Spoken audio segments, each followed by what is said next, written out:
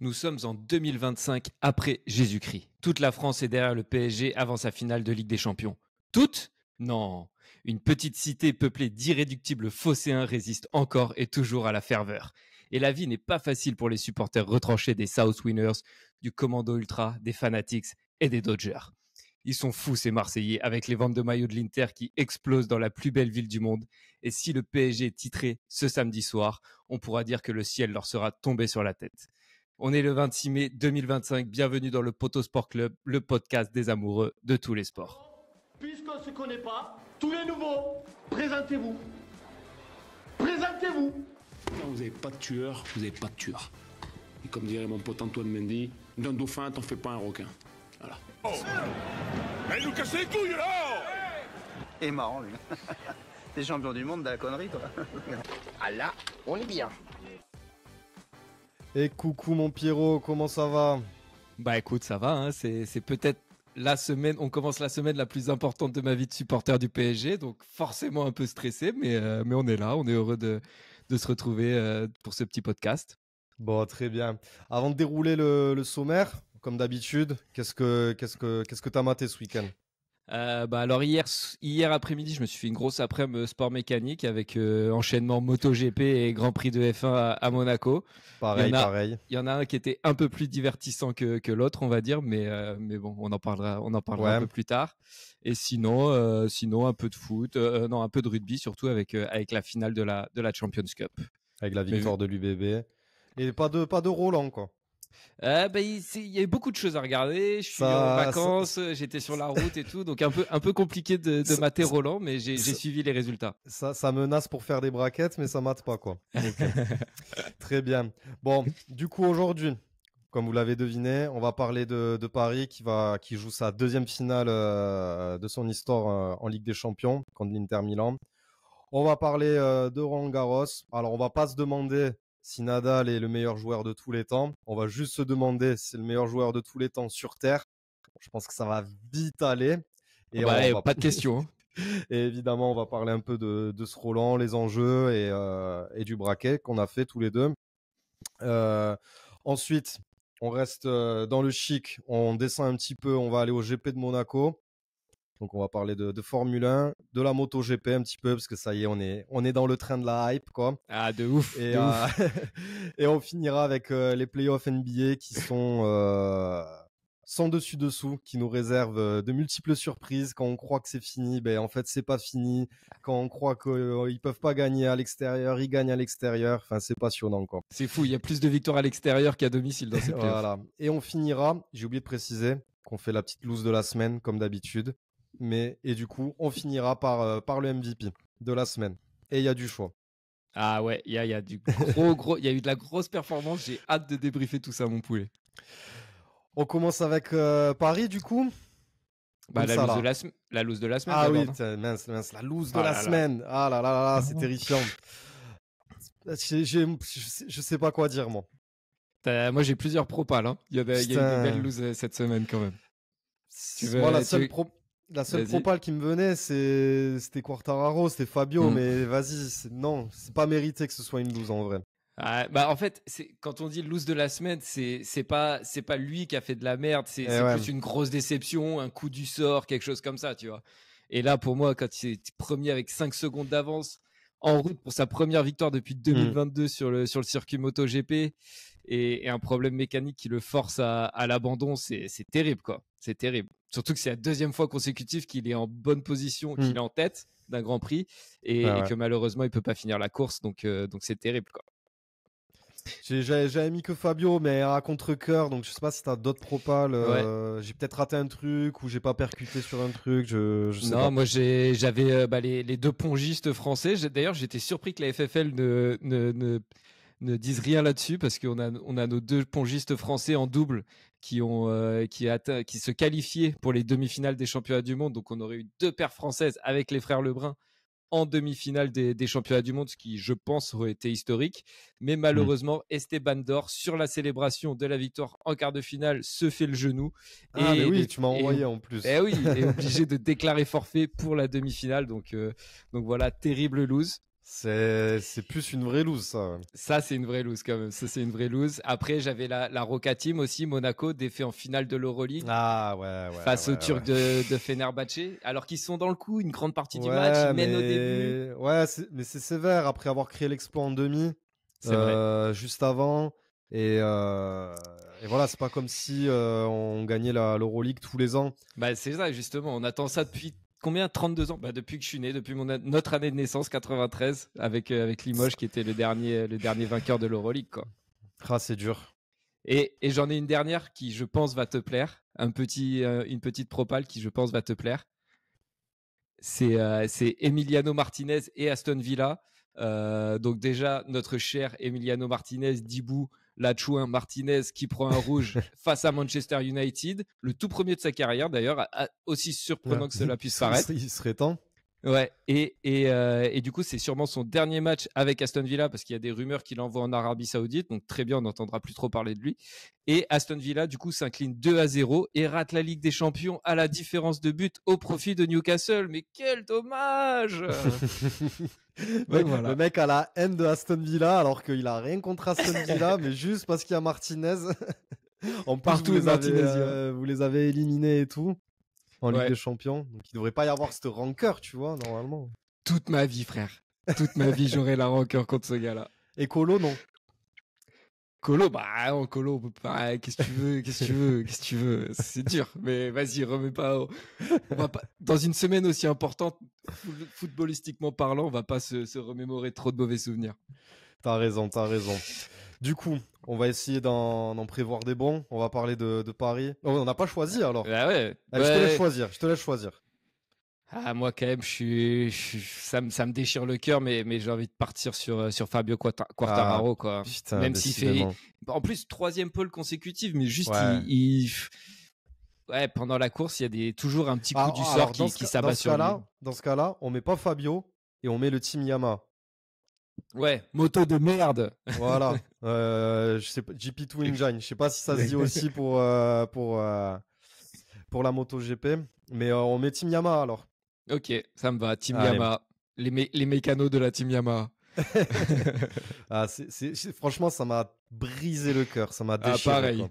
Pareil. Bon, la petite satisfaction, c'est quand même notre Johan Zarco national qui fait un Oui. 2e podium d'affilée en finissant Incroyable. second. Exceptionnel. D'ailleurs, il remonte un peu au championnat. Ouais, Bon, il 6e, va je pas crois, se un battre truc pour comme le titre. Non, je crois qu'il est même 5e.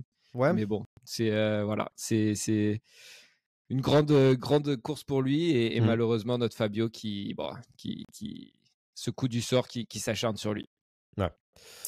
Bon, ça y est, on peut passer à Paris. Allez, on rentre dans le vif du sujet. Ok, donc on va commencer avec un petit. Déjà, c'est quoi ton ressenti?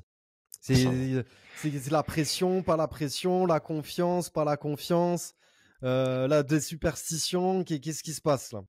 Bah déjà ouais, donc plein de superstitions. La seule fois où un club français avait gagné l'Euroleague par exemple, c'était la même année que Marseille avait gagné avec des champions. On a perdu en finale cette année avec Monaco. Donc est-ce que c'est un mauvais présage pour le PSG? Je ne sais pas. En même temps, à Munich, à chaque fois qu'il y a eu une finale à Munich, c'était Un nouveau vainqueur. Un nouveau vainqueur. Ouais. Voilà, il y a plein de choses ça se bouscule dans ma tête, on va dire. Mais honnêtement, pour l'instant, la pression, elle est pas encore là. Elle le sera, c'est sûr, à partir de jeudi, vendredi. Je pense qu'on va commencer à beaucoup y penser. Ouais. Mais c'est dur d'être confiant en fait. Là, sur une finale comme ça, tu te dis que ça peut tourner dans les deux sens. L'Inter est solide. Ils vont être revanchards après avoir perdu le Scudetto face au Napoli ce week-end. Oui. Nous, on fait le plein de confiance avec une belle victoire contre Reims. Aucun blessé. Tous les voyants sont au vert. Honnêtement, pour moi, c'est impossible à dire. C'est vraiment du 50-50. Ça Mais reste je continue à une finale de Ligue penser. des Champions, quoi. Ouais, je continue à penser que c'est l'année de l'Inter, quoi. Avec le scénario face au Arrête, Barça. oh là là, mais tu veux juste marabouter. Non, mais là, franchement, là, c'est du foutage de gueule, quoi. Ouais, non, mais gros, c'est vrai. C'est avec pas le possible scénario d'être de fou. mauvaise foi comme ça, quoi. Pourquoi toi, tu penses que c'est sûr que c'est l'année du PSG? Mais bien sûr. Et en tant que Et c'est pas- supporter et c'est de pas- l'OM, alors et c'est tu fais pas du partie de ceux quoi. maraboutage. Tu fais partie de ceux qui ont acheté un maillot de l'Inter là cette semaine? Non, mais il faut avouer qu'il est quand même beau, le maillot blanc. Mais attends, même Zidane a dit je suis pour Paris, quoi. Non, il a pas dit ça. Il a dit je Il a suis dit pour quoi? l'équipe pour que l'équipe française gagne. Ça lui faisait trop mal de dire je suis pour Paris. Donc voilà, si Dieu dit ça, on peut être que d'accord avec lui, quoi. Bah, c'est vrai, en plus, même Basile Boli, enfin des légendes de l'OM, des Deschamps, il a dit ça aussi. Donc, ouais. Ouais, c'est trop dur à dire, honnêtement. Mais voilà, un peu de stress, un peu d'excitation mélangée. Enfin, j'ai juste hâte d'y être, quoi. Vu que t'es un fan invétéré historique du PSG, j'imagine que t'as maté la finale de la Coupe de France. Tout à fait, tout à fait. Je l'ai maté avec non, en plus c'est vrai, je l'ai maté avec vrai. mon père et mon oncle. Bon, du coup, t'as pensé quoi de ce petit match d'échauffement? Bah, c'est dur de vraiment porter un jugement par rapport à ce match-là parce que t'as Reims d'un côté qui veut se préserver pour son barrage de maintien en Ligue 1. Et qui savait que, à mon avis, ça passerait pas, quoi. Ouais, à moins d'un exploit complet, bah ça allait être compliqué. Donc voilà. Après, ils ont fait un bon match. Barcola qui met son doublé, Gvara qui était un peu malade apparemment, du coup qui a été remplacé à la dernière minute par Désiré Doué. Double champ, hein, Vara. Comment? Ah oui, Double bah oui. champ. Du coup, il est titré avec le Napoli. Ouais, c'est vrai, c'est vrai. C'est bien, je suis content que Naples ait gagné la Serie A. Ouais, bon, ouais. Enfin, pour être honnête, je m'en bats un peu les couilles, mais Il en a rien à faire, quoi. clairement, je m'en bats bien les steaks. Non, mais le maillot, il est cool. C'est stylé, le maillot. Ouais, je sais même pas à quoi Le il logo, ressemble. le logo de Naples, il est cool. Ouais, Naples, j'ai juste. c'est une chouette ville, Naples. Les pizzas, Qu'est-ce que tout tu essaies de me faire dire là? Mais rien, juste ok. c'est chouette, quoi. Je préfère que ce soit Naples que l'Inter, la Juve, le Milan. Ouais, ça change, non, quoi. t'as raison. Le club un peu plus populaire, on va dire. Et d'ailleurs, joli retour. T'as vu la bicyclette de McTominay là pour leur donner l'avantage et leur donner le. Il fait une grosse saison. Il fait une très grosse saison. Un peu sorti de nulle part, mais c'était En même stylé. temps, Manchester, c'est un peu comme Paris il y a quelques années, quoi. T'étais bon, t'arrivais à Manchester, enfin à Paris. Mais là, avec Manchester, c'est pareil. T'es à Manchester, t'es une pipe. Dès que tu sors, tu deviens bon, quoi. C'est bizarre. De ouf. Petit blanc. Non, mais du coup, oui, moi, je suis absolument confiant. Après, le cœur ne parle pas. J'essaye, je suis assez objectif et détaché. Évidemment que j'aimerais que Paris gagne. Mais je le sens bien, je sens que en tout cas, tout a été fait pour aller la chercher. Après, voilà, ça reste une finale. Ouais. On verra. C'est pour ça. Et il y avait des trucs en mode est-ce que c'est déjà une grande saison pour le PSG, peu importe le résultat, ou est-ce que la saison du PSG dépend vraiment de cette finale? Si je te donne mon avis, pour moi, c'est déjà une grande saison parce qu'au début de saison, on ne s'attendait pas à ça. Avec le départ de Mbappé, plus de stars, tout ça. Et vu comment on a démarré la campagne de Ligue des Champions, bah, on pouvait craindre le pire pour le PSG. Et au final, c'est monstrueux, quoi. Ouais. Moi, je dirais oui et non. Oui, évidemment, parce que à 90 minutes près, la saison est parfaite. Et non, parce que c'est quand même ce que cherche Paris depuis 15 ans. Et si cette fois, ils la prennent pas, bah, ça va commencer à piquer quand même, hein. Ah non, mais moi, justement, c'est là où je suis pas d'accord avec toi. C'est que même si on perd cette année, tu vois, l'Inter, ils étaient en finale il y a 2 ans, ils y sont à nouveau et tout. Et je suis plus optimiste pour l'avenir, quoi, avec le coach qui est le meilleur entraîneur du monde, tout simplement. Et plein de petits jeunes, une équipe, un vrai collectif. Enfin, voilà, moi, honnêtement, je suis confiant pour l'avenir, peu importe le résultat de samedi. Après, évidemment que je serai terriblement déçu si on la gagne pas. T'as prévu quoi pour samedi? Tu vas te mettre dans quelles conditions pour mater ça? Alors déjà, normalement, j'ai maté tous les matchs jusqu'à présent. On les a matés chez moi à Amsterdam en mangeant burger avant. Donc, on voulait faire ça, mais vu que je suis en vacances, c'est pas possible. Ma copine n'était pas d'accord pour qu'on rentre un jour plus tôt pour le maraboutage, ce que je peux comprendre. Ouais, et t'allais pas faire l'aller-retour, hein, évidemment. Bah non. Et du coup, je vais la mater avec mon père qui est aussi fan du PSG. Donc, c'est aussi la belle histoire. Franchement, si une victoire en Ligue des Champions comme ça, la mater avec mon daron qui est aussi fan du PSG, voilà, ça serait beau et j'aimerais beaucoup partager ça avec lui. Très bien, c'est beau, tu vas nous faire chialer, quoi. Bon, de toute façon, il n'y a pas grand-chose à dire de plus. On va pas commencer à faire les historiens et à parler pour rien comme certaines émissions de radio entre 18h et 20h. Je rigole. Ils s'enflamment peut-être un peu trop parfois. Je rigole. Mais on va s'amuser à faire un petit 11 combiné. de cette finale, quoi, de l'Inter et Paris. Oh, c'est rigolo, quoi. Ouais, c'était Donc, un peu compliqué à faire parce que vu que l'Inter joue en 3-5-2 et le PSG en 4-3-3, ouais. moi j'ai dit, bah, en gros j'ai fait un 4-3-3 et il y a un attaquant parisien qui est d'office parce que voilà, je savais pas trop comment faire, donc j'ai fait comme ça. Je sais Ouais. pas si t'as fait Non, si t'en as fait. je te laisse parler et je te suis, quoi. Ok.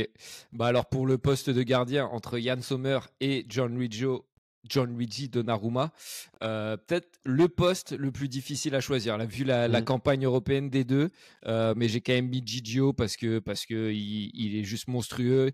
Il nous offre 2 qualifs contre 3 qualifs même presque contre Liverpool et Aston Villa et Arsenal. Donc je suis resté sur Gigio. Gigio Potter. Gigio Potter avec l'éclair sur la joue. Indestructible. T'es d'accord avec ça? Oui, je suis d'accord. Ok.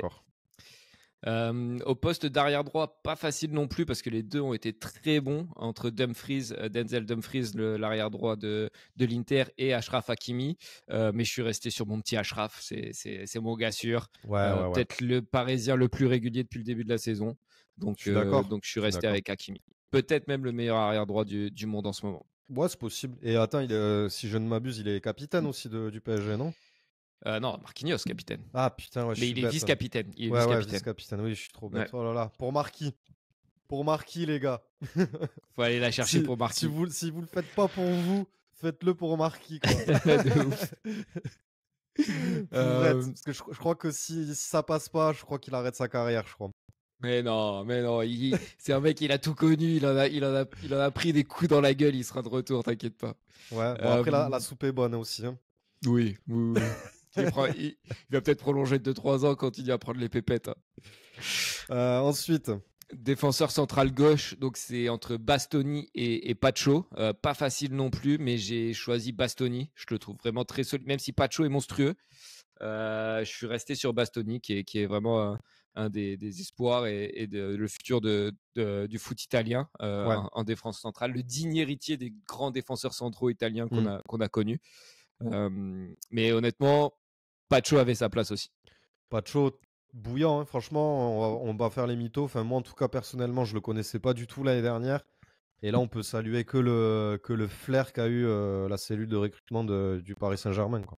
Ouais, clairement. Parce que pareil, moi j'étais là, mais c'est qui lui? Où est-ce qu'on va avec lui? Et depuis le début de la saison, il était impérial. Hyper solide, ouais. Défenseur central droit entre Acerbi, du coup la tête de celui qui a une tête de mafioso là, je me souviendrai toujours quand il enlève son maillot après le but contre le Barça là, Putain, tout cuss, des tatouages partout, mais voilà, il était bien drôle face à la légende du PSG Marquinhos. Je suis parti sur Marquinhos. Ah oui, normal. Même s'il peut avoir des petites absences par-ci par-là pour l'ensemble de sa carrière, on va dire. Ouais. Arrière gauche entre Di Marco et Nuno Mendes, c'est dur aussi, mais j'ai trouvé Di Marco un peu en difficulté face au Barça, surtout à l'aller. Je prends les cannes de Mendes et en plus il s'est amélioré défensivement, donc Mendes. Et puis offensivement il apporte énormément et voilà quoi. Ouais. Mais ça va être j'ai l'impression, je sais pas si je suis biaisé, mais c'est un 11 qui va être pas mal orienté PSG quand même. Hein. Non, je pense pas, parce que si on regarde depuis le début de la campagne quand même, même s'il y a eu des petits moments de difficulté, Paris quand même a roulé depuis sur les huitièmes, tout le monde est monstrueux. Hein. C'est ça. Mais voilà, l'Inter, il faut pas les oublier, quoi. En sentinelle au milieu entre Çalhanoğlu et Vitinha, je suis parti sur notre petite pépite portugaise, Vitinha. Le Real est dessus, hein, je crois. Sur Vitinha ? Ouais. Ouais, ils vont bien aller se gratter, le Real. Je sais pas si c'est fondé ou pas, mais Xabi Alonso, il cherche un remplaçant de Kroos, un espèce de nouveau meneur, un 8, quoi. Et il est sur la shortlist, quoi. Ah ouais. Ouais, j'ai vu ça. Ah ouais. Après... Ça vient gratter à la porte. Putain, on vous a donné Kylian, là, c'est bon, laissez-nous tranquille. Vitinha, bien sûr. Évidemment. Ouais. Ensuite, premier milieu relayeur entre Barella et Fabian Ruiz. Je suis parti sur Barella, aussi très, très solide. Ouais, juste pour mettre un peu des joueurs de l'Inter. Parce qu'en vrai, le milieu de Paris, c'est les trois ensemble, quoi. Ouais, ça qui donne cette force aussi. Ouais. Mais vas-y. Mais Barella, quand même, très solide. Oui, Hein. non, Enfin, mais que ce soit oui. en équipe d'Italie, tout ça. Oui, oui. Grand joueur. Oui, oui. Deuxième milieu relayeur entre Mkhitaryan et notre deuxième petite pépite portugaise, Joao Neves. Là, je suis parti sur Joao Neves qui abat le Poulpe, qui abat un travail défensif, un harcèlement. C'est le mec. À chaque fois, c'est le mec le plus petit sur le terrain. C'est lui qui remporte le plus de duels de la tête. C'est un chien. Ouais, Peut bien marquer sûr. des buts. Je suis tombé amoureux de ce joueur. Ouais, je suis d'accord. Ensuite, donc là, j'ai mis Kvara d'office parce que c'est avec lui, je pense qu'il y aurait eu le moins de débats. Et ensuite, ça se joue pour les deux autres postes entre Lautaro et Dembélé. Là, sur la forme du moment, avec Dembélé qui est peut-être le favori pour le Ballon d'Or si le PSG s'impose samedi, j'étais obligé de partir sur Ousmane. Ouais, bah oui, absolument. Je suis Voilà. d'accord. Et un petit duel franco-français pour le dernier poste du coup en attaque entre Marcus Thuram et Désiré Doué. Je suis parti sur Marcus Thuram. Ouais, prima l'expérience. Expérience, il fait 2 très gros matchs contre le Barça en demi, donc voilà. Ouais. Ok, bah ça me va. Et parce qu'il fallait mettre un petit peu des joueurs de l'Inter. Voilà, exactement. Non, Mais je bon, suis ouais. d'accord. Je suis d'accord. Qui est un 11 qui penche un peu plus côté parisien, mais peut-être que voilà, il y a plus d'individualité aussi côté PSG qui sont fortes, et qui sont plus impressionnantes de par leur style de jeu comparé à l'Inter qui est vraiment un vrai collectif, un bloc très compact. Ok. Bon, Voilà. je crois qu'on a fait le tour. Moi, j'ai pas précisé, je serai à Barcelone pour mater le match. Donc, je sais pas si c'est du maraboutage ou du contre-maraboutage. C'est terrible. J'avais envie de le. Putain, pour une fois qu'on peut mater un match de foot ensemble, tu vas voir un Grand Prix là où tu vas te faire chier pendant 3 heures. Hein. Putain, c'est clair quoi. Grand Prix de Barcelone en plus, éclaté. Et d'ailleurs, tiens, j'ai joué tu sais, le truc RMC là. Genre, j'ai tenté pour avoir les 2 places pour Munich pour la finale. Si je gagne, tu dis à ta meuf que t'annules le week-end à Barcelone pour venir avec moi ou pas pour la finale de Ligue des Champions? Ah, je peux pas, frérot. Non, je peux pas. Non, je peux pas, c'est trop compliqué, Ah là, c'est dur. Non, Ok. tu vas avec un. J'irai avec mon père du coup. Voilà, avec ton daron ou avec un vrai supporter de Paris, quoi. Tu prends Dédé ou quoi, enfin, un truc comme ça. Mais c'est un honneur, c'est un honneur. C'est un honneur. Bah, c'était parce que t'étais mon binôme du Poteau Sport Bien Club. sûr, C'était bien pour sûr, ça aussi. mais Quoi. autant faire profiter un vrai supporter, quoi. Moi, à part marabouter. Puis t'as surtout pas envie de te brouiller avec ta meuf, quoi. Non, pas du tout, mais en vrai, j'ai trop hâte du Grand Prix, quoi. Non, ouais, je sais. Bon, j'espère que tu vas gagner, du coup. Hein. Ouais, j'ai même fait, ils te posent des questions en plus pour envoyer des textos en plus et que ça leur rapporte plus de thunes pour multiplier tes chances par 30. T'as lâché 10 balles, quoi. Ouais, j'ai lâché 10 balles. Bah après, Bon. si je gagne, c'est bénéf, hein, parce que 10 balles pour 2 places de finale de Ligue des je prends. Bon, en tout cas, il y aura peut-être un avant et un après samedi. On sera quoi, le 1er, le 30? On sera le 30. 31 mai. Peut-être que la semaine prochaine, tu seras un nouvel homme. 1er juin, c'est peut-être le premier jour du reste de ma vie, quoi. Bon, on va passer à la suite. On va parler de Roland un peu. Je sais pas si tu as vu un peu l'hommage qui s'est fait pour Nadal. Il y aura son empreinte gravée, inscrite sur le cours Philippe Chatrier pour toujours. Je trouve que c'était un bel hommage avec des petites surprises. On a ramené les 4 mousquetaires. Bon, après, ça m'a fait rire quand même. 68 grands chelem réunis à E4. Bref, bon, Murray, il en a 4, quoi. Donc, c'est vraiment parce que c'était le collègue qu'on a inventé ce délire de. Ouais, au début de leur carrière, le Big Four surtout, au début de leur carrière, il était quand même là, il tenait et tout, mais ouais, au bout d'un moment, il s'est fait distancer par les 3 monstres et faut dire qu'aussi il n'a pas été épargné par les blessures, bien sûr. peut-être un peu plus que les 3 autres, quoi, mais non, je suis d'accord avec toi, c'était vraiment un bel hommage. Tu sentais que tout le monde avait envie de dire au revoir et de dire merci à Rafa. Que lui aussi avait envie de dire merci à Roland Garros et au public de Roland.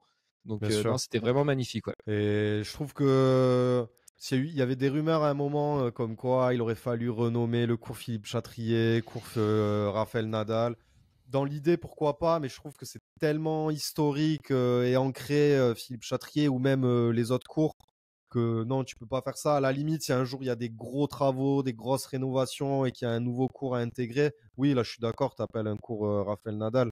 Mais du coup, j'ai trouvé ça bien de laisser son empreinte sur le cours Philippe Chatrier. Ouais, j'ai trouvé ça stylé. Même la petite marque de chaussures un peu Ouais. sculptée dans la plaque, là, c'était vraiment stylé. Et ouais, à la limite, il y a le cours 14 qui est le cours un peu des Français, qui est un peu plus gros que tous les autres cours annexes. Pourquoi pas renommer celui-ci, mais après, ouais, Bon. c'est pas Et assez grand pour Rafa. on fera pas le débat là aujourd'hui de qui est le plus grand de tous les temps. On pourra se laisser ça pour quand Novak prendra sa retraite. Mais en tout cas, on est d'accord pour dire que c'est le plus grand joueur de tous les temps sur terre battue, quoi. Ah bah, aucune Là, comparaison possible. il y a vraiment rien à dire d'autre. Il y a même pas de débat en fait. Mais moi, tu sais, je pense le fait d'avoir remporté les 14 Roland Garros, 4 fois le même tournoi, qui est peut-être un des tournois les plus durs à gagner, c'est pas loin d'être le plus grand exploit du sport tout court, genre tout Ouais. sport confondu, quoi. Ouais, Remporter ouais. 14 fois un grand chelem sur ta carrière, c'est le même tournoi. Enfin, pour moi, c'est aberrant. d'un autre monde, quoi. Ouais, C'est d'un autre monde. ça n'a pas de sens en vrai, quoi. Vraiment pas, ouais. Parce que c'est pas comme s'il n'y avait pas de concurrence, quoi, pendant ces 20 dernières années. C'est ça qui est un truc de dingue, quoi. Bah, clairement, t'as peut-être les 3 meilleurs joueurs de l'histoire qui ont joué en même temps. Ouais.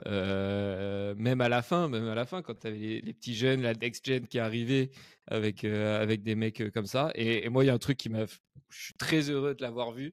C'est j'étais sur le Châtrier en 2022 quand il bat Félix Auger-Aliassime en 8e, en 5-7. Un match de fou furieux. Et en 8e, ouais, du coup. Et c'était une de ses dernières victoires à Roland, puisqu'après, il gagne le titre. L'année d'après, il arrive diminué. Il fait premier tour contre Zverev ou je sais plus. Mais voilà, quoi. C'était une de ses dernières victoires. Donc, j'étais super content de voir ça aussi. Ouais. Et au-delà de ça, c'est des émotions, c'est des souvenirs impérissables. Je sais, moi, que tous les ans, à cette période-là, c'était. Bon, après, j'ai du sang espagnol, tu vois, donc c'est un peu biaisé, mais c'était le rendez-vous. Tu avais envie de voir gagner Nadal, quoi. Le monde entier avait envie de voir gagner Nadal, et c'était absolument pas contre les autres. C'était juste, wow, c'est trop ouf de vivre ça, d'avoir la chance de vivre ça, quoi, de voir une légende en action, quoi. Ouais, Tout simplement, quoi. de voir l'histoire s'écrire sous nos yeux, quoi. C'est ça, exactement. Voilà, c'est ça que je cherchais. Donc incroyable. Est-ce que maintenant que cette période est passée, ça a moins de saveur maintenant? Les tournois du Grand Chelem en général et ce Roland. Bah, ce qu'il y a de bien, c'est qu'on a quand même une belle rivalité qui arrive et qui sera là pendant de nombreuses années, je pense, entre Sinner et Alcaraz. Donc ça peut redonner un peu une saveur au tennis mondial. Mais c'est sûr que même Djoko, on voit que c'est sur la fin, que voilà, Rafa a pris sa retraite. Roger, c'était pareil il y a quelques années.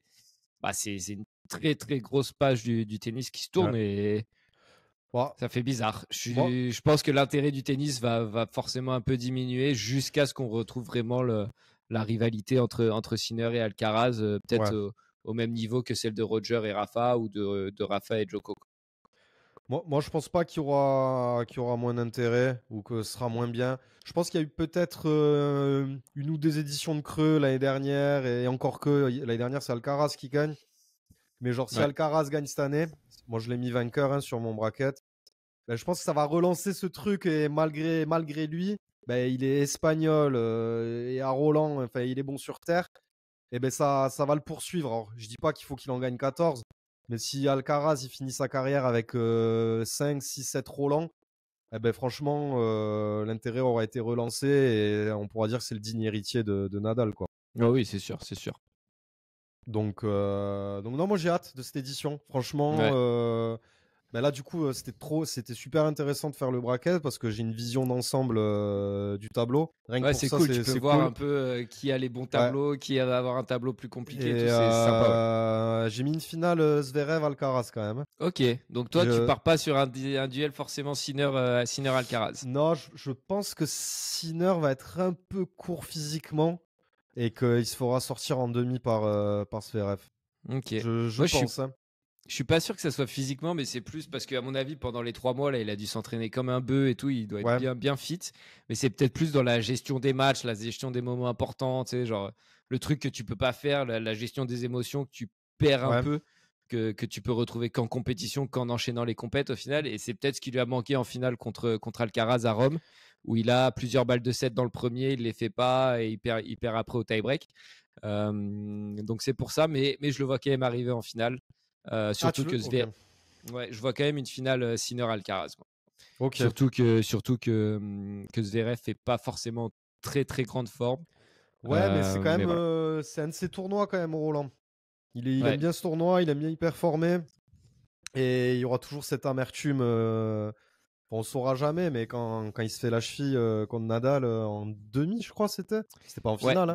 Non, c'est en demi-finale. Que là, il était presque injouable cette année-là, quoi. Ouais, bah c'est 2022 justement l'année. Je crois que c'est l'année du dernier titre de Rafa. C'est ça. Et c'était un.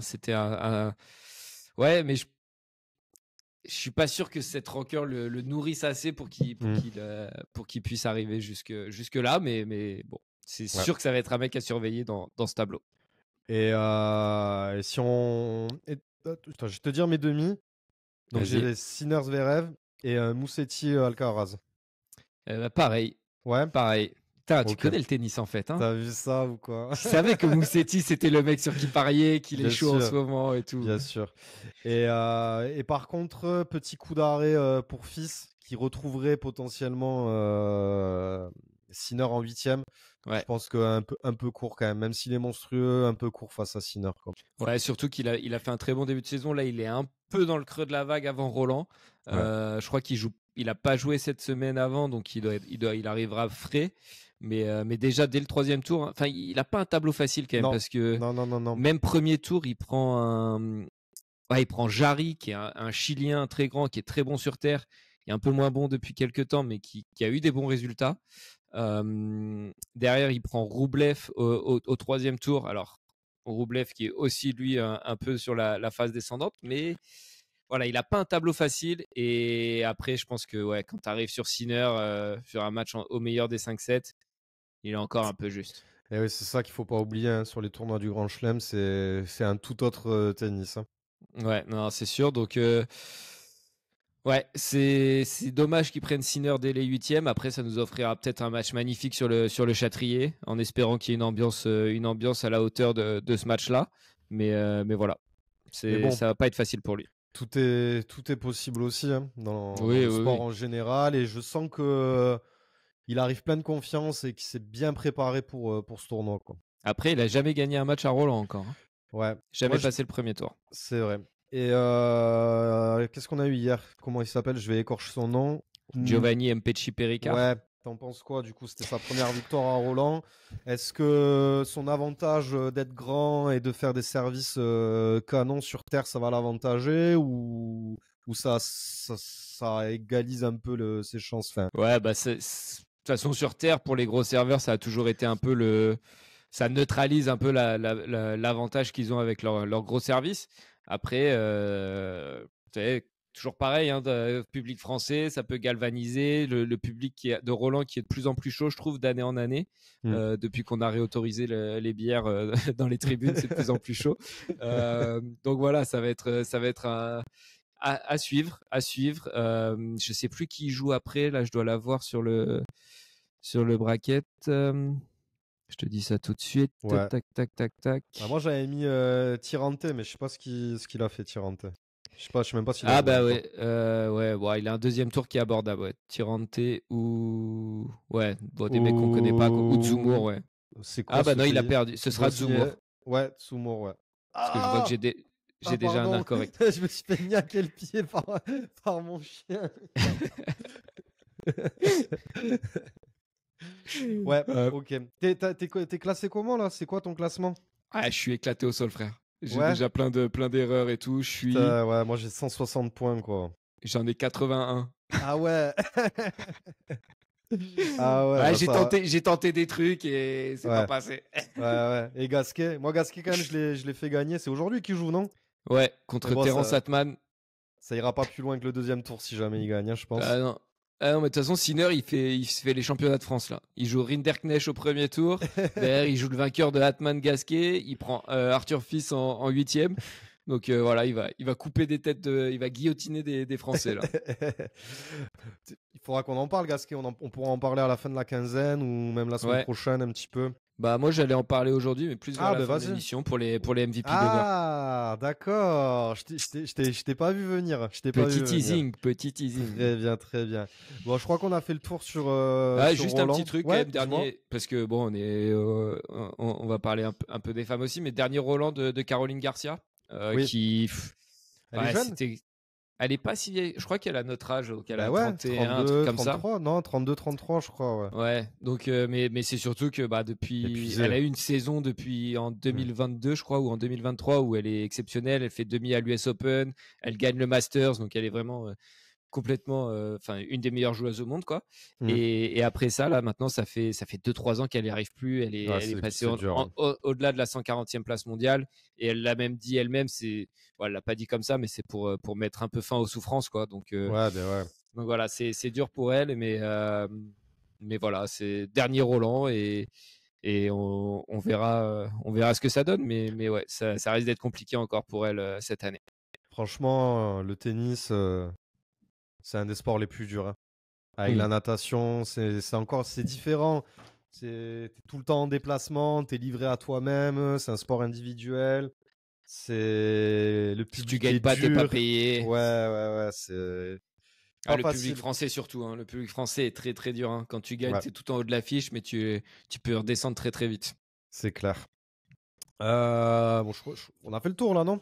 Ouais, là on est bien. Bon. On va passer au sport méca. Donc bon, on n'est pas des experts on va commencer dans l'ordre du coup, on n'est pas des experts en MotoGP, c'est plus du ressenti, du corazon, quoi, tout ça. Mais on est dans le train, de la hype. Déjà parce que la saison de MotoGP, je trouvais, est de mieux en mieux vendue. Enfin, la MotoGP est de mieux en mieux publicité. Ouais. Et cette saison est super intéressante. Enfin, je sais pas ce qu'ils ont foutu sur les motos, mais je trouve les pelotons, même les pilotes en tête sont assez resserrés. Il y a des chutes en pagaille, que ce soit au dernier Grand Prix ou dans les Grands Prix précédents. D'ailleurs, j'ai trouvé ça bizarre là parce que hier, du coup, il y a drapeau rouge et vu que ça faisait un tour, on reprend les positions originelles, quoi. En fait, alors que par exemple, Alex Marquez, il avait fait une erreur qui n'était pas du tout liée à l'huile qui était sur le circuit. Ça m'a fané. Il a pu reprendre, parce que du coup, il y avait Alex Marquez tombé, Marc Marquez qui était tombé, qui avait course perdue. Et là, ils ont fait une erreur, quoi. Et du coup, ils peuvent repartir comme si de rien n'était. Donc ça, j'ai trouvé ça très bizarre. C'est la règle qui dit ça. Si on n'a pas passé 3 tours de course, on revient aux positions initiales. Ouais, c'est très bizarre. C'est très bizarre. Un peu bizarre, mais ouais. Mais du coup, on l'a déjà dit, hein, la déception Fabio, franchement. En plus, parce que moi, pour la petite histoire, je l'ai maté en différé. Donc je l'ai maté le soir. Je devais pas te spoiler. Je me suis pas spoilé. Ça me démangeait de t'écrire, gros. Ça me démangeait de t'écrire. Mode avion toute la journée. J'avais juste vu ton message vers 17h où tu me dis ouais, va pas sur Insta, le groupe qu'on a en commun avec un pote, je vais spoiler. Et moi je me suis dit oh là là, il se passe un truc de fou. Du coup, moi quand je mate le soir, que je vois Fabio, je suis là mais non, c'est pas possible, il va gagner. On va faire 1 et 2 avec ou 1 et 3 avec Zarco. Et j'ai été déçu. Du coup, toujours pas ouvert le portable.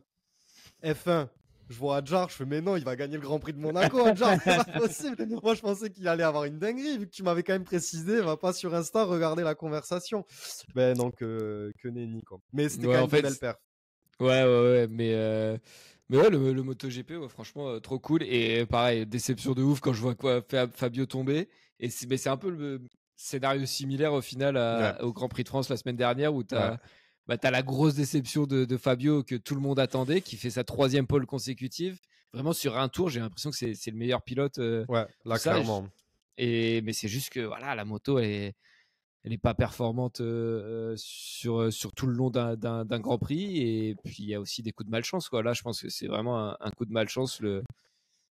Elle a été dure, celle-là. Tu le vois marquer, il enlève pas le casque pendant longtemps. Il y a son meilleur ami, son manager, qui essaye de le consoler. Tu sens que celle-ci, elle a fait mal, ouais. Elle a fait très mal, mais connaissant Fabio, ça va ça va faire que le renforcer. C'est sûr et certain. De toute façon, maintenant, il est plus à ça près.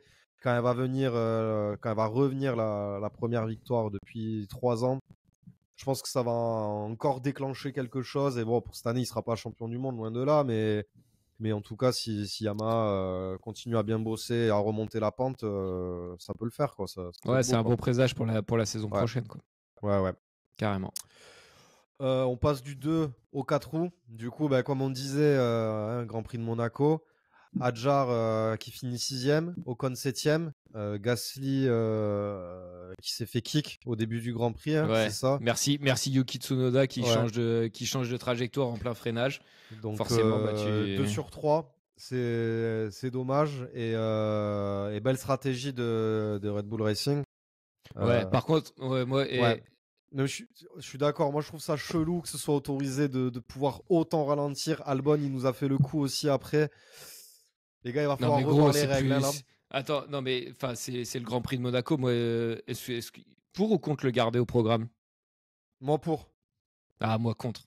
C'est plus de la course auto. C'est plus de la course auto. On s'est fait chier pendant 1h30. Les seuls trucs qui sont intéressants, c'est les arrêts au stand. Il n'y a pas eu un dépassement. Même si tu fais une erreur, c'est impossible de doubler. Il n'y a aucune attaque, aucune bataille pour les positions. Les mecs, ils ralentissent exprès pour donner le temps à leurs coéquipiers de faire des arrêts au centre. Je te préviens, c'est ma gueulante de la semaine. Hein. Et, c'est plus de la course auto, quoi. Ils mettent des règles spéciales avec 2 arrêts pour rendre la course intéressante. Donc, ça se joue vraiment que sur les arrêts au stand et pas sur la piste.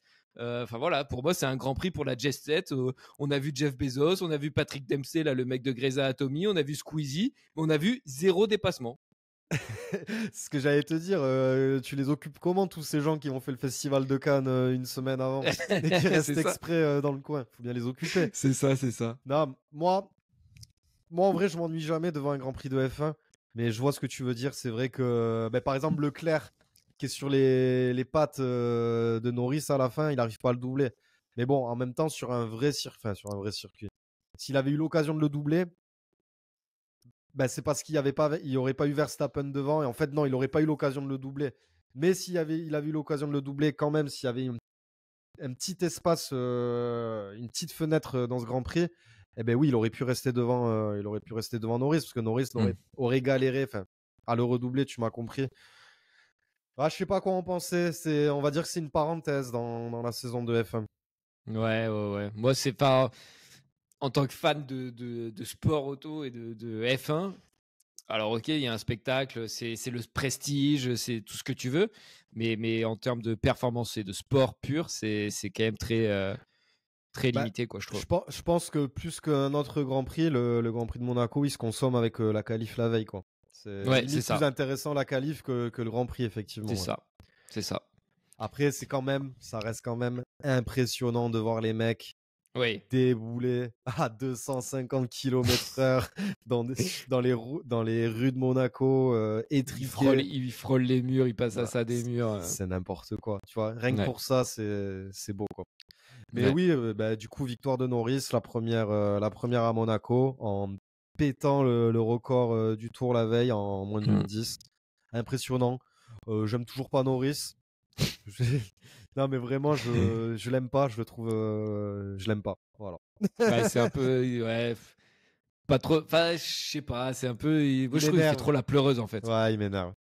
Ouais. Non, je suis d'accord avec toi. Franchement, j'aurais aimé qu'il y ait un drapeau rouge et que Verstappen gagne le Grand Prix au nez et à la barbe des McLaren, quoi. Enfin, de Norris, dernier tour, un Lance Stroll qui fait une dinguerie là. Ça aurait été. J'aurais aimé que ça se passe comme ça. Mais bon, félicitations à lui. Première victoire à Monaco. Deuxième de la saison. Ouais, deuxième de la saison. Il égale Piastri en termes de Grand Prix gagnés, en sachant que Piastri est... je crois qu'il en a un de plus. Il avait pas fait 3 victoires de suite, Piastri. Ouais, mais ils sont à 6 Grands Prix tous les deux. En tout cas, c'est ce qu'ils ont dit. Au total. Au total, je croyais que tu parlais sur la saison. Non, oui, en carrière. Je croyais que tu parlais sur la saison. Ok. En carrière. Mais bon, tu sens que Piastri, tranquille, quoi. C'est pas pris la force tranquille, ouais. Et ça resserre bien le classement du championnat, par contre. Ouais, clairement. J'ai plus le classement en tête, mais je crois qu'il y a 3 points de différence, un truc comme ça, entre Norris et Piastri. Donc ouais, c'est... Je vais te dire ça tout de suite. Je dois l'avoir. Ouais, 161 points pour Piastri et 158 pour Norris. Et Verstappen un peu plus loin derrière. Mais bon, quand même très, très curieux le fait que tu puisses. Il n'y a pas de règle qui dit que tu peux ralentir le rythme. Mais quand même, là, franchement, c'était abusé, quoi. Quand Lawson ralentit, quand Albon ralentit le rythme. Les gars, à la fin, il y avait des plus 2 tours, plus 3 tours. Enfin, c'est vrai que c'était un peu le fouillis, quoi. Bah c'est Russell à un moment qui dit ça en devient dangereux à quel point il conduit lentement, quoi. Clairement. Bon, après, les Mercedes, elles ont fait. Je pense pas que ça aurait changé grand-chose à leur course. Ah ouais, complètement passif. Catastrophique. D'ailleurs, il y a un petit mème à faire de Toto Wolff à un moment qui mate la caméra et qui regarde la caméra comme ça en mode les gars, on s'est raté là, on est perdu quoi. De ouf, je l'ai vu, ça m'a bien fait rire aussi. Bon, je crois qu'on a fait le tour. Grand Prix d'Espagne ce week-end à Barcelone. Le Poteau Sport Club sera envoyé sera spécial. Présent. Voilà, envoyé je te filerai les accès du compte Insta. Tu nous feras des petites stories. C'est ça, t'as intérêt à choper les places pour Munich. Ouais, putain, ça serait beau. Là. les reporters spéciaux du Poteau Sport Club. Là, on devient crédible d'un coup. Quoi. Ouais. Très bien, bah écoute. Je crois qu'on a fait le tour, hein. Comme je l'ai dit, on va passer à la NBA qui nous a réservé des petites surprises quand on les croyait presque morts. C'est pas fini, hein, mais quasiment morts avec un 2-0 à la maison.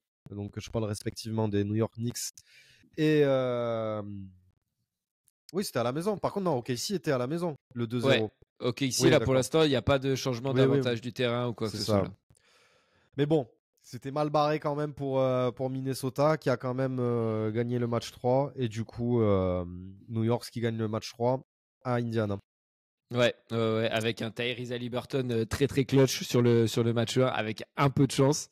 Et je sais pas si tu as vu le petit hommage à Reggie Miller quand il fait le signe du choke là. Oui. Ouais, parce que ça se retourne pas contre lui quand même, contre eux. Il l'a peut-être fait un petit peu tôt dans la série, mon petit ami Haliburton. Ouais. Mais bon, c'est quand même beau d'honorer les anciens, quoi. Ouais, mais je crois qu'il y a aucune équipe qui est remontée après avoir perdu les 2 premiers matchs d'une série à domicile. Donc voilà, mais ces playoffs sont tellement fous que ouais, tu peux.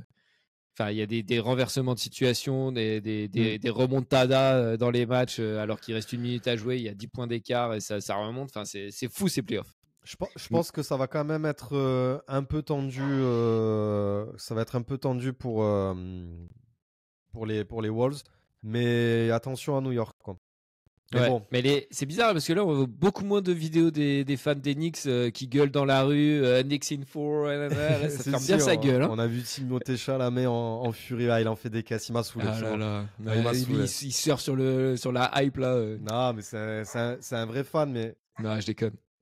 Oula, c'est ce que ça veut dire, ça. Ça veut dire j'ai la dalle bientôt. Ça veut dire j'ai la dalle, qu'on va devoir bientôt accélérer. Précipiter la fin du podcast. De toute façon, on est sur les clous. Pas grand chose de plus à dire sur la NBA, à part pour le coup, là, on attend vraiment le match 4 qui va être une bascule dans ces 2 séries, quoi. C'est ça. Et moi, j'espère toujours que mes Timberwolves vont revenir face à OKC, que Rudy va enfin arrêter qui joue un peu, quoi, qu'on lui donne le ballon, parce qu'il prend 3 tirs par match, donc forcément il marque pas beaucoup de points et il se fait un peu lyncher par tous les médias américains qui le détestent absolument. Je sais pas pourquoi. C'est fou, hein, cette haine qu'ils ont. Tout le monde le déteste. C'est fou parce qu'au final, tu pourrais te dire que c'est parce qu'il est français, mais je pense que c'est même pas ça, quoi, parce que regarde, Wembanyama, il est français et tout le monde le suce, quoi, tu vois, donc. D'ailleurs, la légende dit qu'il ferait 2,30 m maintenant. Oui, non, mais c'est André the Giant, là, le catcheur qui s'arrête jamais de grandir. Non, mais n'importe quoi. Le mec, il faisait déjà 2,24 m, il a pris 6 cm en 1 an, alors qu'il a 20 ans. N'importe quoi. Bon. Et attends, et juste SGA MVP, t'en penses quoi, toi? Bon, mérité. Oui, mérité pour toi? Ouais, mérité pour moi. Ouais. Mérité. Ouais, t'es dubitatif. Ouais, je trouve que Jokic fait vraiment, sur la saison régulière, en tout cas, fait une saison de malade mental. Et bon, après, c'était pour pas lui en donner un troisième et que voilà, pour changer un peu. Mais bon, c'est voilà. Et d'ailleurs, petit quiz. Oh, il est parti. Oui. Ah, je suis là. Petit quiz. Il y a eu 2 autres MVP qui jouaient à Oklahoma City. Est-ce que tu peux me les citer? Russell Westbrook. Ouais, c'est L'année où il a un triple-double. À OKC, hein, ou au ouais, Sonics. en jouant à OKC. En jouant à OKC.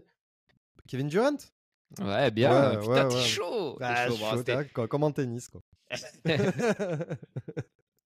Bon, en même temps, ça va, tu vois, c'est pas trop compliqué. Mais c'est beau pour cette franchise assez récente au niveau, enfin, sous la forme OKC, c'est quand même, Ouais. c'est quand même beau, c'est du bon taf, quoi. C'est pas un titre, mais bon, c'est pas mal, ouais. Ouais. MVP de la semaine? Bah allez, go. Hein. T'as des petites propales pour moi? Franchement, j'ai pas taffé le MVP. Vas-y, t'inquiète, je suis là, frérot, je suis là. J'en ai 4 pour toi, des MVP. Mon premier, ce sera Damien Penaud. Damien Penaud qui, avec l'UBB, a remporté On en a la même Champions pas- Cup. On en a même pas parlé, mais du coup, oui, on peut Bah, en parler maintenant. voilà, un peu. c'est pour ça, parce qu'on avait déjà beaucoup de sujets et je pense que si on voulait Ouais. tenir ça en 1 heure, ça allait être compliqué. Donc voilà, Damien Penaud sacré avec l'Union Bordeaux-Bègles en rugby face à Northampton en finale de Champions Cup 28-20. Premier titre de l'histoire de l'UBB, qui est un club assez jeune qui est né de la fusion de 2 clubs de la région bordelaise en 2006, il me semble. Et Damien Penaud qui met 14 essais sur toute la compétition, ce qui est un record. Il met un doublé en finale et il est élu meilleur joueur de la compétition. Donc voilà, un candidat tout naturel au titre de MVP de la semaine. Ouais. Ce qui m'a fait plaisir à la fin de ce match, c'est... Alors déjà, bon, il y a un titre pour européen pour un club français, donc c'est toujours bon à prendre.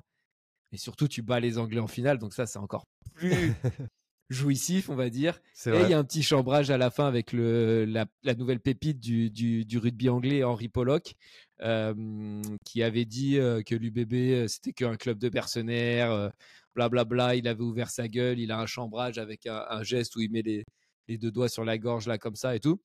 Donc Jalibert, à la fin du match, est venu le voir en lui disant oh, ouais, alors les mercenaires, ils te l'ont bien mise profonde. Et ça s'est un peu chauffé. Et du coup, tu avais tous les gros, les premières lignes de l'UBB qui sont arrivés, qui nous ont fait qu'est-ce que tu fais, toi? Qu'est-ce que tu fais? Tu touches pas à notre 10. Et donc voilà, ça me fait plaisir. J'aime ça dans le sport. Donc voilà, c'était mon premier candidat au titre de MVP. Ouais. Derrière, j'ai mis Novak qui remporte quand même son 100e titre en carrière en battant Urkac en finale de Genève. Tu peux me citer les 2 autres joueurs qui ont remporté au moins 100 titres sur le circuit ATP? Bah non, Nadal non. Si? Non. Federer? Non, pas Nadal. Federer, oui, c'en est un. Et le deuxième? Il est plus vieux, je sais pas si tu l'auras. Un Américain. Qui a une carrière ultra longue, qui a fini, je crois, à 40 ans, un truc comme ça. Putain. C'est un vieux de la vieille. Ouais, je l'ai plus, mais oui. Jimmy Connors. Jimmy Connors, ok. Ouais. Voilà, avec 109, qui est le recordman, et Federer 103. Ok. Donc voilà. Bon, c'est beau. Et ensuite, j'avais Johan Zarco, 2e du Grand Prix de Silverstone, quand même, qui remonte à la 5e place du championnat, qui est un beau candidat aussi. Et le Kicks, Kylian Mbappé, soulier d'or européen. Même si c'est un peu chelou parce qu'au final il a moins de buts que Gyökeres, mais c'est un système de points en fonction de la difficulté du championnat. C'est juste histoire de donner le soulier d'or à une star quoi, d'un des grands championnats et pas au Portugal quoi. Ouais, donc voilà. Il faudrait voir si sur les dernières années les meilleurs buteurs du championnat portugais et autres championnats un peu moins prestigieux sont à chaque fois à 40 buts, mais je trouve ça un peu chelou quand même. Ouais, je suis d'accord. Bah écoute, va pour Penaud, hein. Premier titre pour l'UBB. Et par rapport aux autres nommés, je trouve que c'est le plus légitime. Ouais, je suis d'accord avec toi. C'était aussi mon favori, mais je suis content qu'on soit d'accord. Tu voulais pas le donner à Norris? Non. Bon, eh ben, va pour Penaud alors. Allez, ça marche. Damien Penaud, MVP de la semaine. MVP d'honneur, on a aussi pas mal de mecs qui font des qui ont des moments historiques dans leur carrière. Donc, on a parlé de Rafa déjà en début d'émission. Luka Modric, légende du football, qui a pris sa retraite officiellement, qui a joué son dernier match ce week-end avec le Real. J'avais envie de mettre Richard Gasquet, qui va jouer son dernier Roland-Garros, qui a son premier tour face à Terence Atman. Donc voilà, c'était mes 3 propals pour le MVP d'honneur. Pas facile, mais après Nadal, il a arrêté sa carrière il y a plus d'1 an maintenant, quasiment au final. Mais bon, je le donnerais peut-être à Nadal quand même, parce que par rapport à la cérémonie, c'est le début de Roland, ça a été bien fait pour le coup. Et puis voilà, on n'a pas eu l'occasion de le faire avant, donc c'est quand même au-dessus de tout le reste, quoi. Enfin, Modric dans le foot, c'est impressionnant, mais là, je le donnerai à Nadal quand même. Ouais, mais voilà, Modric, c'est pas le deuxième plus grand joueur de l'histoire du foot, tu vois. Alors que Rafa, oui. Il est dans le top 3, quoi. Donc ouais, c'est pour moi pareil, la portée historique de Rafa est plus importante que celle de Modric, même si c'est une légende du football.